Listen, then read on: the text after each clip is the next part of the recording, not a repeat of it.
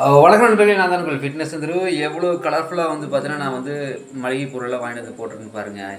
ஐ மீன் காய்கறிகள் எல்லாம். ஸோ தக்காளி, அதுக்கப்புறம் பச்சை மிளகாய், வெங்காயம், அதுக்கப்புறம் வந்து சுரக்காய்ங்க, உருளைக்கிழங்கு, அதுக்கப்புறம் வந்து பார்த்தீங்கன்னா பூண்டு, எலுமிச்சம்பழம், ஸோ பருப்பு, இது எல்லாமே வந்து பார்த்தீங்கன்னா நம்ம வீட்டில் வந்து ஒரு வாரத்துக்குள்ளே வந்து நம்ம செய்கிற வந்து மளிகை பொருட்கள். இதில் அவ்வளோ நுண்ணோட்டம் இருக்குது. ஸோ சரிவிகித உணவுன்னு சொல்லுவாங்கள்ங்க. ஸோ அதுதான் வந்து எடுத்துக்கிறேன். ஸோ நீங்களும் சரிவிகித உணவாக வந்து ஈக்குவலாக வந்து ஈவனாக வந்து எடுத்துக்கோங்க. ஸோ இன்றைக்கி நான் என்ன சாப்பாடு பண்ணிகிட்ருக்கேன் அப்படின்னாங்க, தக்காளி வணக்கியிருக்கேங்க. ஸோ தக்காளி வந்து ரொம்ப ரொம்ப அவசியமானது. அது கூட வந்து பார்த்தீங்கன்னா முட்டை, ஸோ தினம் ஒரு முட்டை, அந்த மாதிரி வந்து முட்டையும் வந்து எடுத்துக்கிறேங்க. ஸோ தக்காளியில் வந்து பார்த்தீங்கன்னா நிறைய சத்துக்கள் இருக்குது. ஸோ அதிக அளவு தக்காளி எடுத்துக்கக்கூடாதுன்னு சொல்லுவாங்க. ஏன்னா சிறுநீரில் வந்து பார்த்தீங்கன்னா வந்து கல் சேதுக்கு அப்படிம்பாங்க. ஸோ அதனால் குறைவாக வந்து எடுத்துக்கோங்க. ஸோ ஆயில் பண்டத்தில் வந்து பார்த்தீங்கன்னா இன்றைக்கி வந்து நான் போண்டா, ஸோ மிளகாய் பஜ்ஜி எடுத்துக்கிறேன். ஸோ இதுவும் அளவாக எடுத்துக்கோங்க.